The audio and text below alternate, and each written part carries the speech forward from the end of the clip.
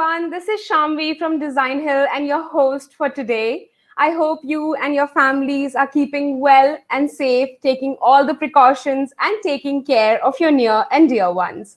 Welcome again to yet another event by Designhill, and today we will be discussing online events and ways to increase audience engagement through social media.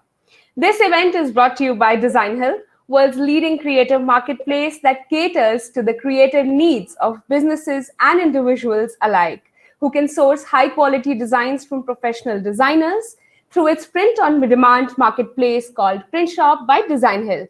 You can also buy 50+ unique products with unique artworks created by a world-class community of independent artists. So moving ahead, let me introduce you to our amazing speakers for today. We have with us Daniel. Daniel is an internationally recognized marketing leader, speaker, and author.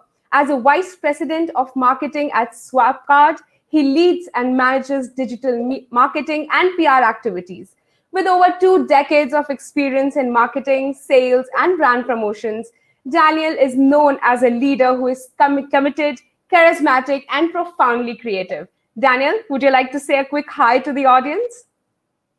Hi to everyone. Yeah, that was written by a marketer. It wasn't written by me. And I'm a marketer, but yeah, that's way. It sounds terrible. It sounds so bombastic. I'm just a person that does marketing, really, and I'm in the event business. I just joined Swapcard yesterday, and ironically, all 3 of us guests here today work for French companies. So France seems to be on the rise here. Welcome everybody. I'm really happy. This event is for you, and we can't see you. So we want to hear from you in the comments. Tell us your stories as we are talking here. This is all about really what's happening in practice. So as we're speaking here and as we're giving our humble experience and opinions, we want to hear from you what you think and what your opinions are. That's what I get out of this. So please do say hi in the comments there, and I'll pass it back to you. Absolutely, absolutely. Welcome, Daniel. Welcome.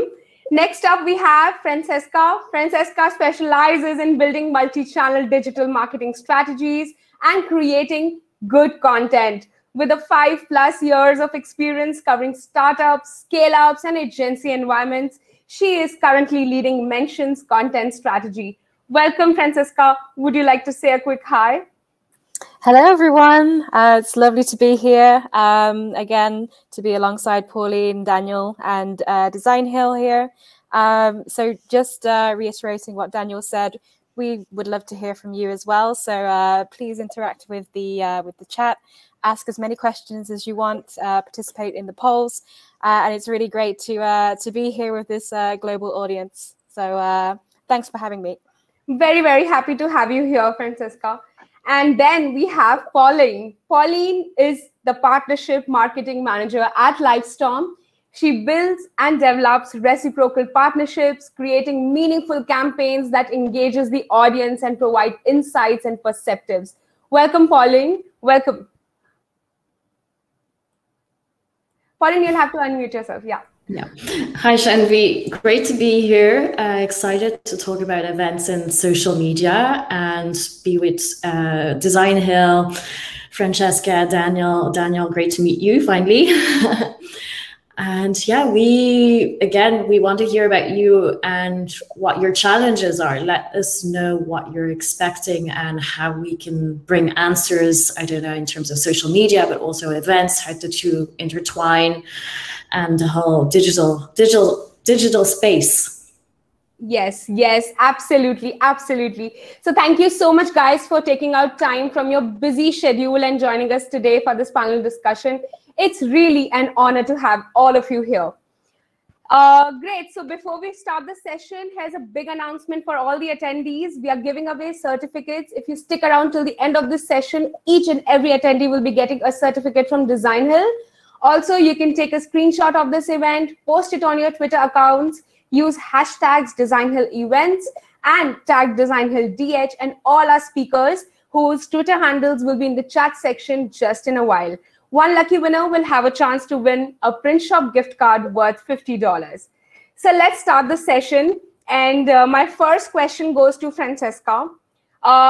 It's actually the most basic question. what are virtual events, and how impactful is it in comparison to other forms of reaching out to your audience? Sure. Well, I think a lot of you are familiar with virtual events, as you're currently participating in one. So, you know, it's just bringing together people in an online space, whether that's via a webinar, or Instagram Live, or, you know, kind of a series of keynote events. So online events can take many formats. It doesn't have to be organized exactly like this one that we're in right now. It can be very flexible. They can be quite spontaneous, or they can be planned a lot in advance with multiple partners and multiple sessions. Well, in my opinion, I think they're, you know, really accessible, and that's their main strength, is that they're more accessible than in-person events specifically. You can reach out to a really global audience, like we see today in the chat. You guys are tuning in from all over the world. This logistically would be very difficult to do with an in-person event. In terms of the costs as well. So costs not only for organizers, but for attendees as well. It keeps costs really low, especially if you, you know, you have a really good kind of events tool that helps you to do all of the process from the organizing, the promotion, the event production itself, and the follow-up. They are really, you know, a good return on investment. And yeah, one thing I would say as well is that compared to in-person events, the online events always have, you know, it's always recorded. There is a replay. People can see the event again and again, which means that people who are watching the event, they don't have to take notes. They don't have to, you know, write down everything that you're saying. They can really focus on the event content because they know that the information will be available later, and that really helps to kind of improve engagement with your audience compared to in-person alternatives. I don't know if Pauline or Daniel, you have any other insights on that? Absolutely right, Francisca. In fact, Pauline, I would love to hear from you. What are virtual events and how impactful is it? Right. Well, Francesca, I think you've definitely covered it all. One thing I would add around virtual events on the accessibility piece is not only do people not have to be physically here and so travel, plus also they can actually watch it in replay. But I think with today's technologies, there's always possibility to go a step further in terms of accessibility using AI and speech to text, where you can actually have, well, which I find amazing when you actually have that technology to have live captions when they actually work. We know that it can be a tricky piece, but also have transcription after. So you can make it completely accessible to everyone, no matter how they are and the handicap. So it's a great way to include everyone and have this global reach. And I think one step we're seeing where we're going a bit towards is really the engagement in events. You can see the emojis here. So we're trying to move a bit forward with the engagement that you have in social media. We know that in live events, you have the live reactions, and it's much easier when we're behind the screen. We don't know what you guys are actually feeling, and having that at least gives us a little bit of a pulse, and being able to interact with you, like with chat, with questions, polls, emojis, and why not take it a step, you can always take it a step further with like sometimes letting people open up their mic. It brings us closer to the like physical events like we knew them. Absolutely right. Absolutely right. The engagement is a huge part of online events. It actually creates, you know, in an on-ground event, there is an engagement, but definitely an online event really does the bit. Daniel, would you like to add something to this? Yeah, I want to zoom out a minute because, you know, as marketers, we're starting to pitch the features and the specifics of our platforms here. And I think Yes, we need to do that. And yes, we have some amazing things to pitch and amazing contributions to the market. But I think it starts with the strategy. So the basic question is, okay, why here and why now? Right? That is a basic question of any kind of online event. So if it's here and now, it's an event. And there are different kinds of events. There are events that are open on social media. You just go and broadcast live to social media and just tell everybody, hey, we can watch it when at this place and time. Anybody can come, right? Of course, that's open, so you don't have the lead generation. You don't have that form of intimacy that you have when you bring people into an enclosed space that is gated, right? Now, you can do that even on Vimeo or YouTube. You don't have to do that in an event platform. So an event, the further you go down the line to be more a brand with a specific experience that you're trying to create for a specific audience, and the further down you're going towards monetizing, the more and more you want to have an official event structured as we know it as a traditional event, right? The challenge is that we're copying traditional in-person event formats to the online space, right? And that doesn't translate well. So when we're doing virtual events, we have to rethink the format. They can be exceptionally inclusive, and they can be exceptionally good when we rethink the format and make it proper. So one thing is not just engagement, it's conversations, right? So my question to you, everybody who is in the audience right now, just let us know, why did you come here? Why is this something you wanted to either get up early or take time off to be part of? Why was this particular event interesting to you, right? What made you join here? Let's see what learning lessons we can take from this, because I think Designhill did an exceptional job here. We have quite a few attendees. It's buzzing. And I want to know why. Why didn't you just watch it on demand later on? So tell us what worked here for you. And let's learn from that. And I think that's the question you have to ask. And that's what's going to drive any event you do, and the KPIs that you drive out of it is that question. Why here? Why now? If you can have clear answers to that, communicate them, people will come, and you can drive your results from it. Absolutely right. Guys, there is a question for you. Go ahead, answer them in the chat section. Daniel has asked, why are you here? You have to get that right, right?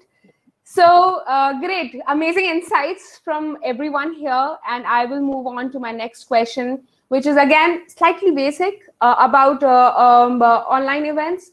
You know, to do any events, you need to be equipped. You need to have industry standard tools, and you know, you need to have that, again, that mindset, how to do an event. You need to know. Recommend some industry standard tools to us, some equipments which you think are correct to tap into the world of virtual events. Daniel, let's start with you here. Yeah, so I think, you know, the event platforms and the broadcasting platforms, Pauline here is from Livestorm. That's obviously a great tool. I work for SwapCard. We work together, actually. We integrate nicely together. You know, these kind of tools to be able to bring an audience in an enclosed space are important.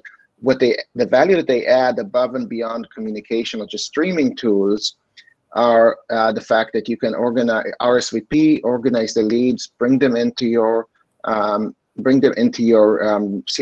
or marketing automation. Make sure that the people who registered are the same people who are attending. Follow up on that. All of those kind of tools, right? So that in an organization, right? Now, email is still number one. I would say tool for promoting events till today, right? And so you want to have a good email automation system. If it's not baked into the product, you have to tap into your own email automation system of whatever that is and make sure that those work well together. Other than that, it's really about having a strong computer, a good mic. Nowadays, even these are good enough. And lighting. Lighting is the key. When you can see actually between the four of us here, there's a large variance in lighting, and it just creates a different level of atmosphere. Anything that you can do to create motion, to create interest and engagement and value to the viewer is what you need. But the tools are not that many nowadays. The promotion tools, I think, are much more interesting, and Francisca can probably talk a lot more about that. So probably I missed that promotional word there. I am talking about promotional tools, Okay, definitely. Sorry about that. Yeah, so Francisca, maybe you want to take that on. Yeah. Yeah, I mean, you know, most of the social media channels now these days are also offering live streaming kind of features, functionalities. If you're not interested in lead generation, they can be quite good for, you know, getting a broader reach for your online event. You know, things like Instagram lives, YouTube lives, people can very easily drop in. But you have to be aware that as easily as people drop in, people can drop out. So it's more of a kind of a passive, you might get a larger reach overall. But as Daniel was saying, as it's not that kind of closed space, you don't have this kind of psychological feeling that you're in an event. You don't have, you know, the pressure to leave. That's the difference with using something like Livestorm versus doing a live streaming on Instagram or on YouTube. That being said, these tools can be used, you know, for promotion. Even if you are hosting your event on Livestorm or on a similar platform.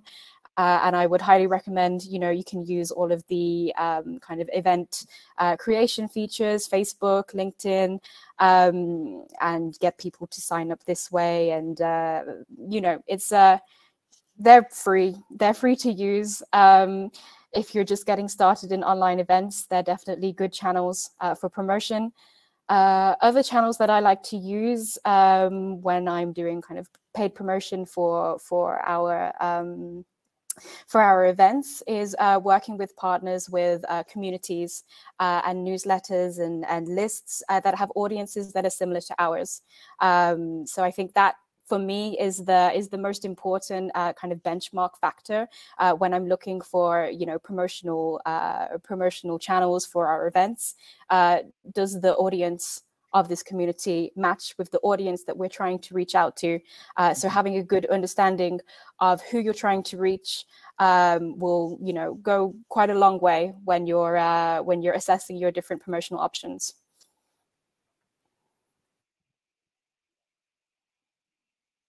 Yes, absolutely right, Francisca. Pauline, would you like to add something to this? Yeah, I think coming back to what you both said, Daniel and Francesca, Daniel, you were saying it depends if you're looking at lead gen or if you just want to do your reach. So again, it's coming back to why are you doing this event? What is the goal for you? Are you just trying to do brand awareness and get the biggest reach, or do you really want to engage, take people down the funnel? Maybe you have sales teams that have to work after and you're looking to really generate qualified contacts and nurture them down the way, and then you might go a bit more for lead generation.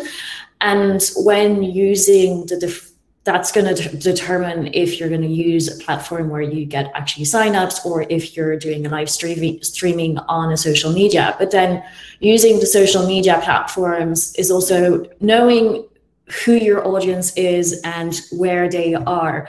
I mean, if your audience is not on one of the social media platforms, if they're not on Instagram, but they're more on LinkedIn, you're going to have to choose the correct channel. Don't go. And same goes for promotion. There's no point in saying, oh, I have to promote on every single channel, maybe Twitter, LinkedIn, Facebook. Choose wisely where your audience is. It will save you a lot of time and effort, I think. Indeed. So social media, the key takeaway is social media promotional is a huge tool. Can hit the market, but the brand has to go in the correct way. The brand has to know where to do it. So absolutely correct. That brings me to please. Can I just expand on that a bit? Yes. So I think there are two different models here that we're suggesting. One is lead gen or awareness, and the other is monetizing or driving KPIs from an existing community.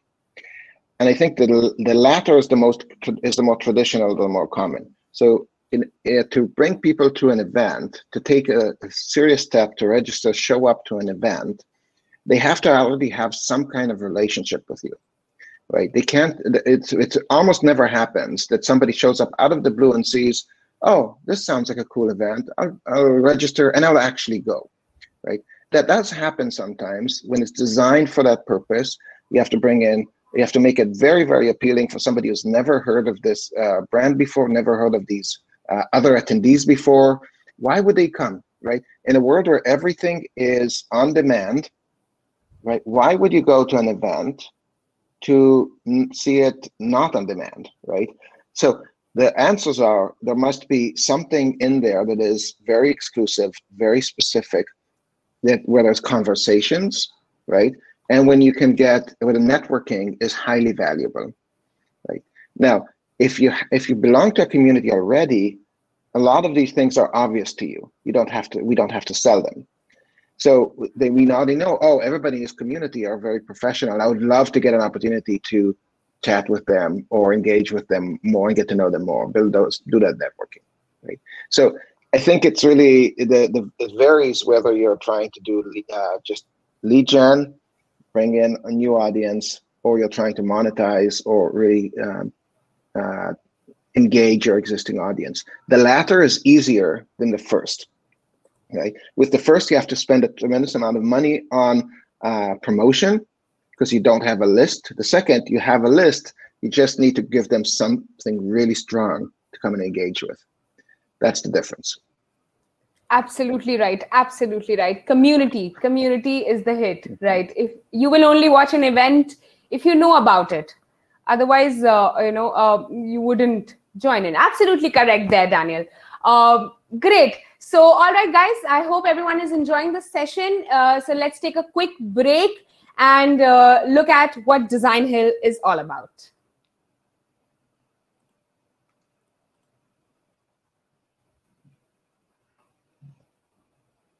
Need to get your parents off your back? Head to the world's #1 creative marketplace, Designhill. When I started my photography business, I needed something that said, this was more than just a hobby. It's not a hobby, Mom. That's why I went to Designhill and got an amazing logo super fast at a price I could afford.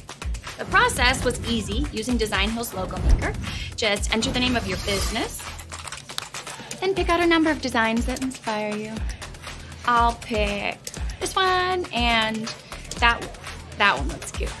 Then pick your colors or let the system decide. Add some more info like a slogan, the industry your business is in, and your budget. The logo maker, using machine learning and artificial intelligence, will design thousands of logo variants that you can choose from and adapt.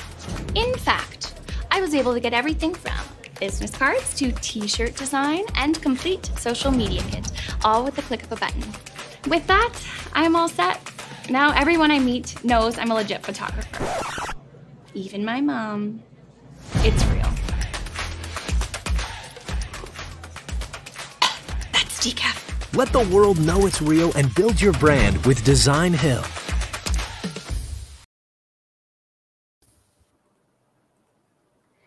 Okay, so that was all about Designhill. We will be taking up questions during the session, guys. So if you have any questions, please drop them in the questions tab, which is just beside the chat section on your screen. So coming back to virtual events and how to increase audience engagement, let me start with Daniel. Give us tips on how one can frame online events to increase audience engagement using social media as a major platform, which we were we were just talking about it in the last 2 minutes back. But then again, just throw some light on this. Daniel, you'll have to unmute yourself there. Just a second. Yeah. Daniel, you're still on mute. There you go. Oh gosh, yeah. I feel like a boomer. Okay, so so getting a bit more practical. I think first of all, remembering why here, why now, right? So figuring out the answers to those questions early on, and I'm talking about weeks or months before the event, and building up that message, dripping it through the community and through the messaging over time, right? So things like, okay, who are the speakers? If the speakers are unique and interesting, promote them. Getting speakers that have an audience is really the biggest driver of attendees. So having them promote, putting that in the contract or in their verbal agreement that you have, okay, you're going to speak at my event. These are my clear expectations from you. You can even add them to an affiliate program where they get paid by number of leads or number of attendees. And some speakers are really big on that. Another way to do it is to say, I'll give you the list of all of my attendees. You'll get access to it. So when we work together, all of our speakers, to bring in more leads, you get those leads as well. So that's a big thing. So promoting the specific sessions, not just the event itself. I think the biggest mistake is most of the time marketers assume the event itself, the fact that they have an event is interesting. It is not. So if I'm putting out there, I have an event called Spark 2021, it's meaningless, right? I'm all excited about it. Why would anybody else be excited about Spark? Yeah, it sounds cool, but so what, right? So every little detail from the name through the promotion, the explanation, what is this event about? Who is it for? Why should you join it? Why should you be there live, right? What will you miss if you don't show up? All of these key points should be in every single promotional piece, and it should be scattered throughout, right? And so making sure that they know, so things to show, to prove this, for social proof, the speakers are great. Here are some of the attendees. Here are some shots from last year. Look what you missed out on last year, or last week, last month, right? Whenever the last one was. And just keep dripping it through over and over again over time. Build up towards that event and try to build momentum and show, hey, it's coming up sooner and sooner and you're missing out, right? Of course, if it's paid for, the price keeps increasing as well, or all of these kind of tricks. Absolutely, absolutely. Pauline, would you like to add something to this? Yes, I think there's really this piece of what value. So Daniel was saying, why should someone be excited about this event? And something, we work a lot around the promotion, but sometimes we forget that the main piece about our event is going to be the content.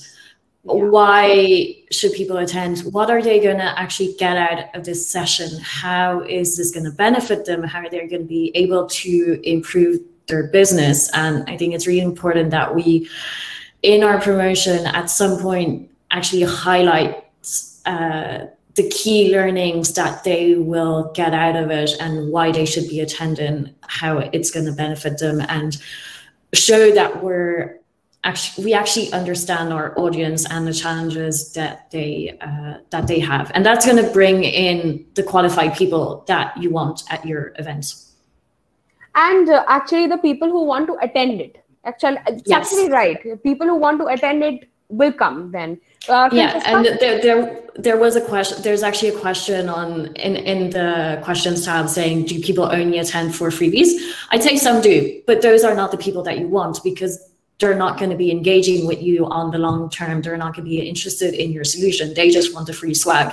You actually want the people who are interested in your solution and in your brand and what you have to say and the content that you're bringing to them. And that's going to help you nurture them and actually convert them down the line. Yeah, absolutely right. Absolutely right. Franziska, would you like to add something to this? Yeah, I think you have to also ask the question, why online events rather than a different piece of content, a different type?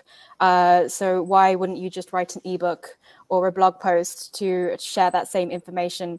And for me, the main differentiator is, events are very human. You have, interactions, as we have mentioned already, with the speakers, with the community, with the other attendees. So I think showing off the kind of human side of the event, really showcasing the speakers, their experiences, not worrying too much about having such a serious format and having everything prepared in advance. It can take the pressure off as well. If you're new to online events, you don't have to have everything, already sorted, already organized. You can be a bit spontaneous, quite flexible. So I would say when you're promoting your online events, focus on the people. I think I've seen some event organizers, they share kind of blooper reels of, things that, didn't go so well in previous events, because it brings more of a, a relatable, humorous side to it all. So yeah, I would say capitalize on anything that's relatable, anything that's human. Right. Absolutely right. Absolutely right. Great. Thank you so much, guys, for such insightful session. I'm pretty excited because this is my forte. Online events is my forte. And I love doing online events. I love being on camera. So this session is pretty insightful for me also. Great. So my next question goes to Pauline, to you. Share some engagement hacks with our audience for online event marketing.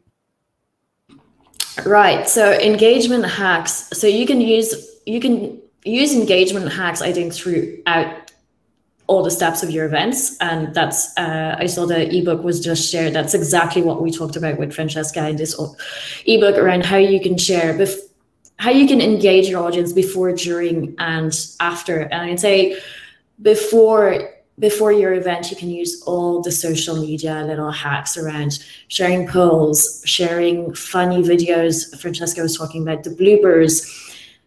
Send out quizzes. I find it really interesting to actually ask questions to the audience to know, well, what are they excited about in this event? What do they want to hear about? DocuSign, before their big momentum event, sends out a poll with all the different sessions they have, and they try to know who wants to hear about which session. You can, again, work with the polls, and this can be done during your event. During your event, you can use like icebreakers. I recently did a panel discussion last month, and one thing that I saw worked very well, so this is not linked to social media, but you can share the insights and the polls and the results that you can get on social media. So there's actually the live interaction also for people not attending your event live and maybe following the feed on Twitter or somewhere else, was to do rapid fire. So one word answer questions. It was around video. So it was, are you for virtual background or real background? Are you for phone or laptop and videos and things like that? And I would ask the panelists, but also post the polls so the audience could actually interact. And both the panelists were commenting, but then we would comment also the results of the audience to see what was the direction. It's a small little fun way to break the ice, but also get more insights on the topic, and you can decide how serious or how fun you make it. Also, I feel the set of panelists also matter for the engagement at the event. Like, we are just having a super engagement going through this particular event. Our panelists are continuously answering the questions from the attendees. So yes, definitely. For an engagement, it's a teamwork. Francesca, would you like to add, throw some light on this? Yeah, I just to add something into the mix. I think having a variety of different content to show during the event. So it not just being one person speaking throughout. This kind of interactive event that we're doing now, there are 4 of us. We're constantly exchanging. We're switching speakers. That works really well. Sometimes it can be difficult to stay engaged when you're just listening to someone delivering a presentation and just speaking for a full hour. Even for the best of us, it's difficult to stay focused for the entire hour. Even if you're hosting the event by yourself, mix it up, add some video content, just like Designhill were doing with their promotional videos in between, having some short breaks so people can refocus afterwards. Having a bit of variety that can definitely help with keeping people engaged, I would say. Right, absolutely. Daniel, anything else which is left by these two beautiful ladies there? Yeah, no, these are great. These are great tactics, and yeah, I'm not a pro at, at those tactics as Pauline and Francesca are, so I'll leave it there. Great, great. So moving on to my next question. Also, already my questions tab is filled up, and I was just checking out. There is this question which Daniel is replying right now. What are the ingredients of a great lead event? What are more successful, free or paid leads? Guys, anyone can pick this. Francesca, you can do this. So I don't have that much experience with paid events. Actually, most of the events that I've hosted or that I've organized were free events. But from anecdotes from colleagues, from other people in my network, I can definitely say that with paid events, you tend to get more attendees, as people who commit to paying for an event, they're more likely to show up. With free events, you have always the risk of people who register, but then they don't end up coming. So it's a bit of a trade-off there. And I think when it comes to monetizing anything, you have to think about what value are you bringing to your audience in return for the payment that you're asking for. So, simply giving them kind of insights that they can find anywhere else, in my opinion, isn't really worth monetizing an event for. But if you're really offering something quite unique, quite specific, especially when it comes to e-learning content and kind of education, sometimes it can be worth to offer kind of a payment barrier there. I don't know if anyone else has any other insights. I think Daniel would definitely have on the market front for this, if free or paid leads, which one is better? Which one is more successful? So if I understand the question correctly, is it should I pay for people to come to my event, pay for the leads, or pay or just do organic promotion, free promotion? I'm not sure if I understand the question correctly. I think that this is mostly for the paid event, paid promotion. Yeah, paid promotions. Paid promotion, exactly. Yeah. So if I'm paying for attendees, and I've done those kind of events, it's very easy to calculate how much am I willing to pay per attendee. Okay, because if I know, okay, let's say, and these can be very small events as well. I've done them where it's only 20 people show up to an event. Very closed, very exclusive, very engaging conversational event. And say you have 20 attendees, and you know you're going to get 2 leads, okay, from those 20. So 2 leads, if the lead is worth $10,000, then I can figure out exactly how much I'm willing to pay per attendee, right? I can do the backward math here. So and the same thing goes if you have 10,000 person event, right? You just do the math to figure out, okay, how much am I willing to spend? And as long as I know that I can target the right audience, I'm good. This is where the things can break down, is that it's too tempting to meet the KPI of, I need to bring in 10,000 attendees, right? I must bring in 300 attendees, whatever. That's what my boss said. And so I'm going to do my job and I'm going to bring them in, right? But if they don't convert, then that money was just wasted. So it's about targeting, getting them in, right? So LinkedIn is the best place to target. And LinkedIn, a click costs several dollars. So you have to think really carefully. So it has to be like very high. Usually this works well when either you're monetizing on the cost money customer is through ticket sales, and then you have a direct feedback loop where you can see, okay, how much am I spending, how much am I getting? You can see that very quickly. Or you're monetizing through sponsors, and you have to show sponsors, okay, here's how many people have already registered to the event, how many we're expecting. You have to deliver on your end of the contract there. And again, prove to them that they're the right audience. Or three, your product or your service is a very high ticket product or service. So we're talking at least $20,000 sales, product value, right? In order to make it work. If you're selling a $300 product, the numbers will never crunch for you. Yeah, right. Pauline, would you like to add? Yeah, sure. I completely agree with Daniel, where you have to look at your ROI and calculate how much you actually need to convert to get your numbers right and actually make a positive.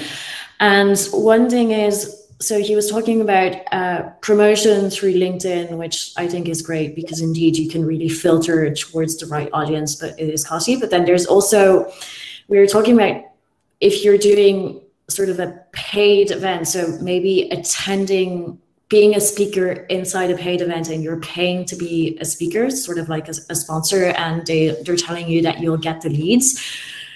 Before you go in and sign the contract because they've promised 400 leads or whatever, really have this discussion around, well, who's attending? Who is the typical audience that comes in? Do they filter out the leads? What information do you actually get? For any Europeans, like all three of us here, you want them to be GDPR compliant also, because sometimes it's happened to me where I've paid for an online event to get the leads, and then they suddenly tell you that the leads are not GDPR compliant, and you're stuck there with 300 leads that you cannot use, which is very frustrating. So there's a couple of things that you want to check before, which is who are the attendees? Does the audience match in terms of job titles, in terms of industry? Is it also company size, depending on your business? But also, what information do you get, and is it going to be compliant with me? Am I going to be able to use those leads? And when do I get them? How can I follow up also? Because you don't want to just be in this event that you're paying and not really be able to have this real engagement or be able to follow up quickly to actually have an impact on those people. Yeah, right, absolutely. So we have another question which is kind of similar to this one. That's on your screen now. So does this mean that it is difficult to convert free event leads to paid leads? And if so, then what are some alternative schemes we can apply to generate paid leads? I'm asking especially for a handmade product brand. Daniel? Again, I think there's a terminology gap here between the industries. So I don't know what exactly does a free lead and converting a free lead into a paid lead mean to you. And I hope we're answering the question correctly. But I think if we're talking about, okay, a free attendee and converting them into a buyer, is that the meaning here? Frankly, I'm not sure. So yeah, different industries use slightly different terminologies. So I am afraid of answering that I'm not completely understanding this question. Okay, so Sanskriti, probably later in the event, you would get your answers here. I have a question through this. I would throw it right there to Daniel. Daniel, how do you think brands can leverage online events to increase engagement rate? And with every view they have on their live stream, they can turn them into followers or users. Yeah, so I think this is a better question. Yes, this is a clearer one. I don't know if it's a better one, it's a clearer one. Yeah. All the questions are great. So, okay, so I think events are really an excellent tool to create engagement, which is, and connections between people. So there's no more important phase in the customer journey to build relationships than in the retention space. So one, if you already have customers and you're not doing events to bring your customers together and talk about you together to each other, I think that's a must do, right? So that is the best retention tool you have. So for example, feature a customer, tell their story to other customers and how they used your product to achieve success. Right. That is when other customers see that, the chances that they will remain as customers dramatically increases. Now, take that. So that's where I would start with events. If you have a large enough number of customers. So depending on your industry, that could be as few as 30, or maybe you need 600 in order to bring that critical mass of people to come together. Now, ideally, in the ideal world, if you could mix that group, establish that group first, the biggest fans, the users, the ones that are experts on your product, and then mix them with prospects, right? So now they're evangelizing your product to people, and they're selling for you. So that'll be phase two. Make these conferences, these events bigger, and make the audience bigger that way, because now even if somebody doesn't buy from you, they become if they fit into that group and they have something to contribute, they'll become evangelists and fans regardless. So it's not a bad thing. Like SwapCard, for example, is an enterprise brand, right? Our contracts are larger. That's our niche, and we're pretty much the leaders in that space. So when we sell to enterprise, we pretty much have no competition. The problem that we face is, because of that, we don't have a large enough audience and a large enough dominance, because most of the market is actually in the smaller contracts, right? So when you compare products, fewer people have heard of us, right? So one of the tactics we're going to do is to actually externalize the customer stories more, and create a fan group which will never buy our product. They will just like what we do. They'll like our message. They'll say they have an amazing product. I wish I could afford it. I never will, but I still love the company. I love what they're doing, and I love what they're bringing to the market. And that takes time. It takes a lot of thinking, a lot of effort, and many, many steps to get to that level. But that is where we want to get. So start with the core audience, grow out. If you start with a cold audience, it's going to be 10 times more difficult. Yes, right. Pauline, would you like to add something here with Daniel? I really like what you're saying, Daniel, around it comes down to community building and starting with your customers who love you, showing them some love by organizing events for them, showing that you're putting them forward and that you care about them. And I think there's different ways that you can do this in terms of events. And so there can be one goal where you really want to listen to your customer, and it's not about expanding your reach, but it's really about retaining your customers and in making improvements with them. And that can be a full event of its own, where it's a full, like Adderall, my previous company, we used to call it the customer advisory board. It was a small event with customers. You show them the roadmap, but also exchange with them on what should be like the next product updates, and really give them this VIP insight of your company. Then when you want to start expanding and turn these customers into your advocates and your ambassadors, and I think that's where you get the best sales, really, when it's another customer selling for you. It comes down to, showcasing them at events, maybe small events where you invite both existing and non-existing customers or prospects, and have either a fireside chat with this customer, or even have a panel discussion perhaps with different customers. And you can do this industry focused, or you can do this for specific use cases. It really depends on, again, how your company is structured, how your sales teams are structured also, but it's more about striking that conversation with customers, understanding what they get out of your product and what those benefits are.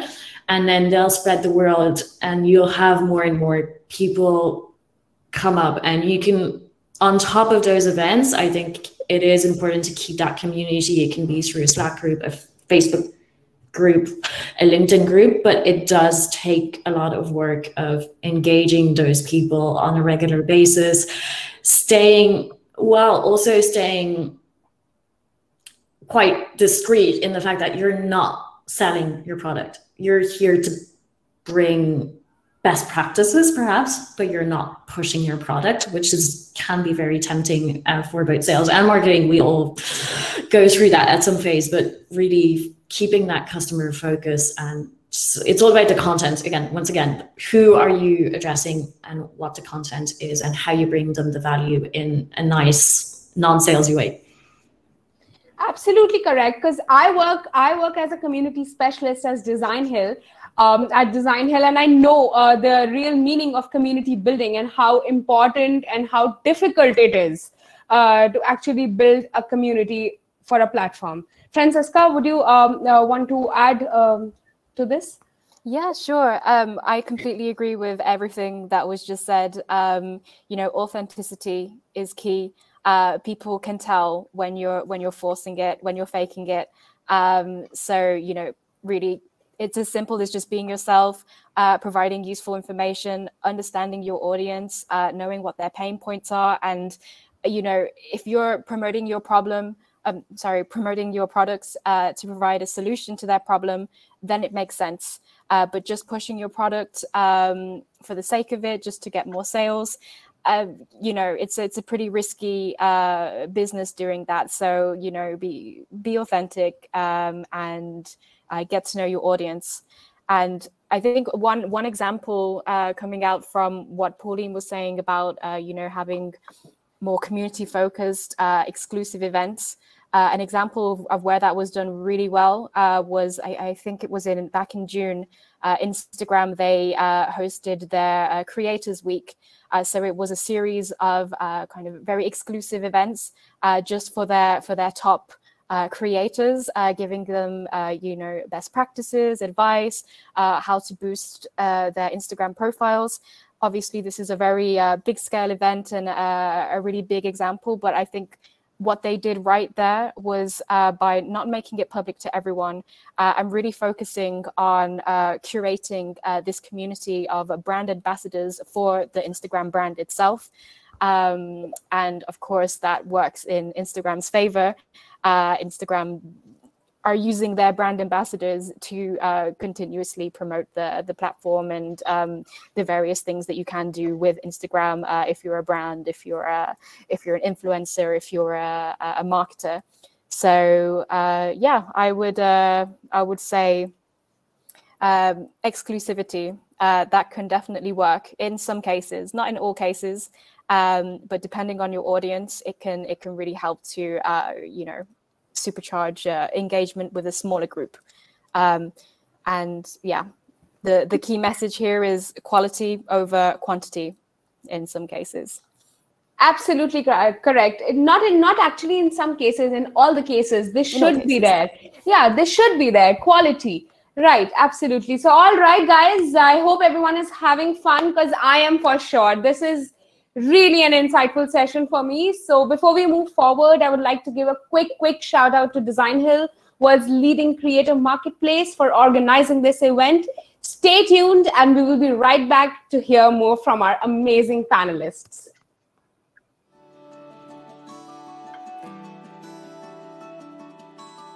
Clarematics is a full-service video agency based around video production. We created a brand that fit our identity at the time, but as we've evolved as a company, we found that original brand didn't quite fit our aspirations anymore. Finding a partner to rebrand your entire company takes a lot of time and effort. Finding Designhill was an incredible lifeline. Designhill offers a money-back guarantee. If we don't like any of the designs, we get all of our money back. The stuff that we ended up with were well beyond what we had been seeing on other creative services platforms. After creating a simple design brief by answering some questions created by Designhill, we posted, and within a few days, we had over 250 entries. Designhill's platform made it easy to communicate with all the potential designers. Eventually, we picked a winner. In addition to a logo, our designer also created a letterhead, business cards, and banners for all of our social media platforms. With Designhill's help, we now have a brand that meets our aspirations. We're ready for the future and everything that it's here to bring.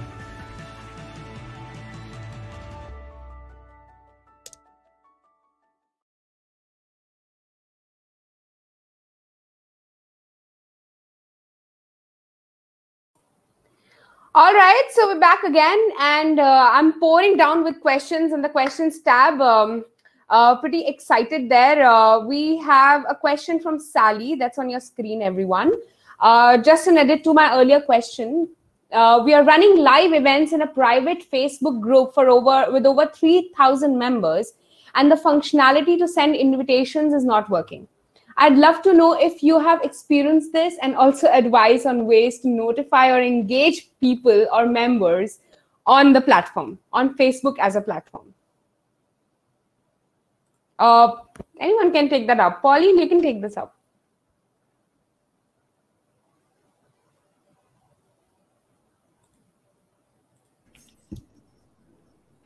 Hi. So unfortunately, I haven't worked much with Facebook events and communities. I know the difficulty is that what I'm understanding is you only have this Facebook group, so you probably don't have many other means to reach out to them.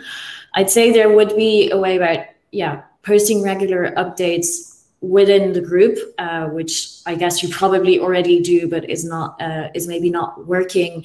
I don't know if you have possibilities to massively send out maybe messenger messages, private messages through Facebook to your members. If you have 3,000, doing it manually one by one is not going to be doable, but there may be a way to do it in a more automated way. And that would be my suggestion, to be able to reach them maybe in a more personalized manner. Right. So yes, Facebook does have a lot of functionality issues, I must say. Francisca, would you like to add this? Would you like to answer this question on Facebook Live if you have used? Equally, I don't use Facebook Live that much. It's been a long time since I've used it, and I think the features have changed since the last time I used it, for sure. But yeah, I don't have much expertise on this one. Okay, Daniel, have you used Facebook Live? Yes, I have many times. About a technical side of this, I'm not sure what to say, but I would say and Facebook keeps changing all the time as well. They change nonstop, and it's just annoying. So it's very hard to keep a consistent tactic on Facebook. What worked yesterday doesn't necessarily work tomorrow. It might work again, or it might not. Who knows? The key to Facebook groups is constant engagement in the group. One thing that works really, really well is being a personal friend. If you're the group if you're the poster, the more friends you have in the group, the more reach it's going to get. Their post is going to get. So if you're posting as a brand, I'm not sure how that works. Usually that's as a page, their reach is a bit smaller. And so building up engagement over time on topics, conversations, just asking them questions about them, right? Tell us, even things like, what's your favorite sandwich? I know it's stupid, but it works, right? And then you build up the engagement, and then you push. If you just push, it goes nowhere, right? It immediately hits a brick wall. So it's all about spurring, and this is in general the rule of thumb in promotion and in building community today. It's about having conversations between your audience members and themselves, not between you to them. Okay, this is a key insight. It's about getting them to talk to each other, and when they do that, magic starts happening. The only thing you need to do is make sure that they know that you're the orchestrator. This is all under your brand. So if you're managing the group that way in general, when the day comes that you're saying, hey guys, I wanted to share with you, we have this event, please RSVP or what have you, it will happen, right? Or just tell them, just here, go to this external form and give your email so we can make sure that you attend by sending your emails and all that stuff, and people will do it. So continuous continuous engagement on the Facebook group is the key. Yeah.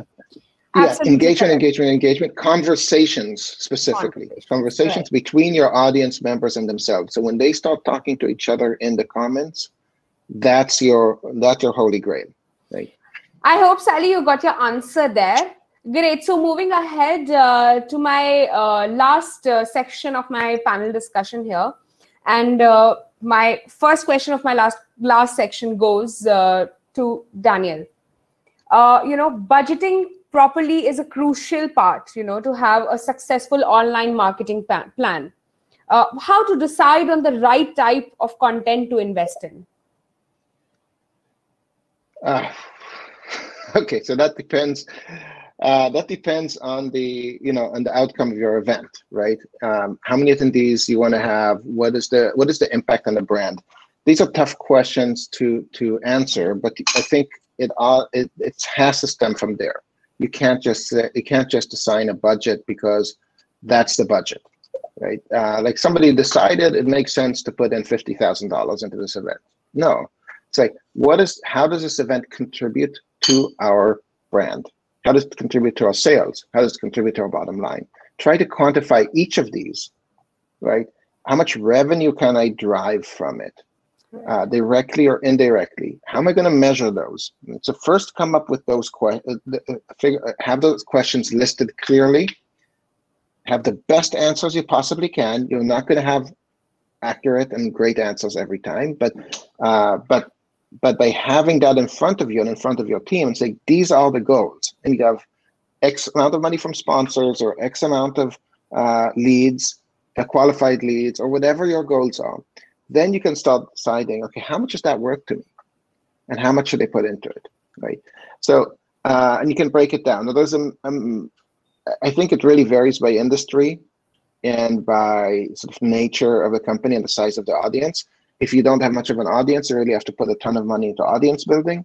If you have a big audience and they're engaged, it might be very easy to do. When I worked at StreamYard, we had an enormous audience. All we had to do is say, just come and join us. And there'd be a random number of people who did because it was such a large audience, right? But then the challenge becomes, how do we bring those people who are not engaged, make them engaged, right? How do we get those people who are not using the product to come in and learn more about the product and use it more, right? So, so the question, so what is the exact goal? How much does it work for you? How much are you willing to spend to achieve that goal? And how are you going to measure and then improve over time, right? That's I know it's a really simple answer, but that's the best. No, that's actually correct. That's actually it's like you're giving hacks to the audience that this is how you have to go about it. So pretty insightful there. So I'm bounded with time already. My 1 hour is over, and I just don't want this to get over this session. So I'll just move ahead to my next question. This is again the most important and the basic question, which is, what is the right set of metrics to measure the right ROI for online events? Pauline, we can go ahead with you. Right. So I think when you're looking at measuring the impact of your events, the first thing is start with your goal. What was your initial goal for this event? Was it just to get your brand out there and get people to hear about it? Was it lead generation or again, revenue? And you might have a mix of all of them.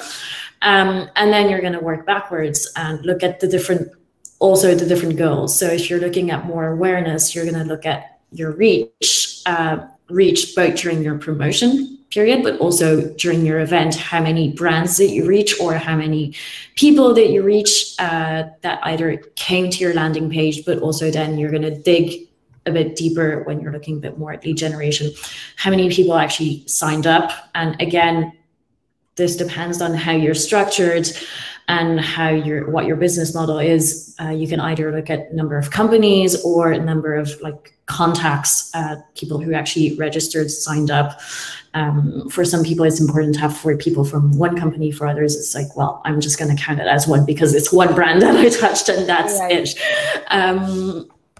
And then you want to go into more of the engagement side. So how many people actually attended live? And from these people who attended live, if you have the tools that help you measure this, but who asked questions, who answered questions, who then during your follow-up, also who actually opened the email and I don't know, if you put a quiz or a new piece of content, or the replay went in and actually looked at that piece of content and engaged with your brand again.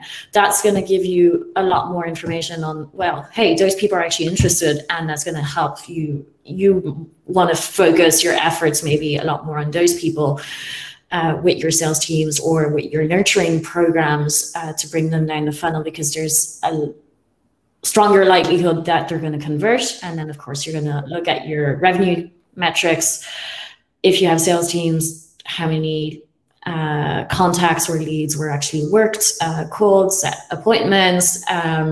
This is very B2B focused. How many opportunities were created, how many sales actually converted, and if there were any upsells with existing customers. But you want to look at the brands reached. I think engagement is going to be a key piece, and revenue, of course, after. Absolutely right. Francesca, would you like to add to this, like the right metrics to calculate? Yeah, sure. Actually, in the ebook that Pauline mentioned earlier that we wrote together, we had a full section dedicated to measuring the ROI of your events. As she said, completely right. It depends completely on your goal. So only focus on the metrics that are key to your goal. Otherwise, you can just get lost in figures, and you can be measuring everything, but it might not be measuring what you need to know and what you want to know. Some extra tips that I would recommend is keeping your CRM database organized. So making sure if you're in a larger company and you have a sales team and a marketing team, making sure that these kind of signals are aligned, and making sure that you can pass on information between sales and between marketing, so that you can follow up with your database later, and you can also find out where they came from, whether it was through your event content or other content that they found down the line. It can really help you to track your kind of customer journey, your lead journey. Adding UTMs as well to all of your kind of landing pages and anything that you're promoting elsewhere online is really great for tracking, really crucial, and can help you to measure a lot easier down the line. Some kind of key metrics around brand awareness, which is always a tricky one to measure, because there are so many different signals that you can use to kind of determine how your brand awareness is doing. But some metrics that I like to look at, for example, kind of the change in your social media stats from before the event and after the event, particularly with extra followers that you might have gained, interaction rates with your event content, with your overall brand content as well. Kind of the frequency of change in your brand mentions. So who is talking about you online? People who have discovered you, they're going to start talking about you on social media. You can kind of use social listening tools to measure that. For example, mention. Tracking your brand searches as well. So through your kind of Google Trends or your paid search campaigns, or using SEO tools, this is a really great way of determining your kind of brand reach. And your web traffic as well. And if you're more interested in engagement, you can take a deeper look into these metrics and see what kind of actions people are completing on your website, exactly specifically what people are saying about you online. As Pauline mentioned as well, interactions that people are kind of completing within the event, so the polls, the questions. And I think the last point that I would say as well is measure your events against each other. So your first event might not be the most successful, but you want to kind of track your progress and see how you're improving. So, always see like how much have you improved on your second event compared to the first one, and use yourself as a benchmark, because you can only improve with more experience, with more time, and as you're continuously running events, you will learn tricks, you will know what's right for your audience, and eventually over time you'll fine-tune the process, and tracking that with the kind of event metrics is a really good way of monitoring that that kind of trajectory. This is actually very, very important to look at your progress. Only then when can you decide how to go about your events, if you have to monetize them or not, different aspects, right? So Daniel, as a marketer, what are the right metrics you would measure for online events? Daniel, you're on mute. Oh, you're again on mute. Yeah, I think somebody else in the back end clicked the unmute button at the same time I did. That's actually me. So I was just sending you a pop-up to unmute yourself, and then you unmuted yourself. So yeah. So Francisco gave like a very in-depth presentation of all the different metrics you can measure. My take on it is usually, unless you have a very large organization, it can handle so many different metrics. Focus on just two. The one that you don't want to focus on is number of attendees, because that's meaningless. It's like saying, how many followers do I have on Facebook? What you do want to, how many registrations? What you want to focus on is how many active attendees do you have? How many people actually participated? Because the fact of the matter is, you have people just put it, they may be logged in, never actually engaged. They just kind of put it on mute, and they're now on Slack or on whatever, and they're not, right now, they're not even here with us. They just happen to be logged in, right? But they're in a different tab or whatever. So how many people are actually active? That's one. So that measures brand impact on this audience. Now, if we can separate that between customers and non-customers, even better. The other is, pick one metric that translates directly to money. So that could be sponsorships, that could be sales, that could be, if you can't do sales, then you could do leads or whatever it is. The closest you can get to the money, measure that, right? So if you can prove within your organization, hey, I sold $100,000 contract and I spent $5,000 on this event, it's a huge win, right? One sale, that's all it took, right? If you can show that you impacted 50 customers, and you can show that the customers who are attending your events are more likely to retain, and that's pretty much given. But if you can prove that as well, it's a win, right? So so pick that one metric that's closest to the money, and pick that number of active attendees, engaged attendees. So however you want to measure that, just keep it simple. True that is. Again, very insightful. I just did not want to end this, but I'm bounded with time. So thank you so much, all the panelists, for being here, for your time. This indeed is a value-packed session, and I'm probably going to watch this recorded live on repeat. Thank you so much. Once again, I would like to thank each and every one of you to be a part of this event. All right, guys, so this is not where it ends. We have a lot more events lined up for you in the coming days. So if you guys are interested and haven't registered yet, Robin is going to be putting the link in the events section. Please register, check out Designhill's events page. Also, to stay updated with all these events, you can follow us on LinkedIn. The links will be in the chat section. To watch all the previous events and this event, you can check out our YouTube channel. The links will be in the section there. And for the entire designer, artist community who are listening to this and wish to be a part of such a beautiful, thriving Designhill community, you can visit designhill.com. On that note, I would like to say a bye to everyone who joined here with us today. Thank you so much, guys. Take care and stay safe. Thank you. Thank you for inviting. Thank you. Bye. Bye.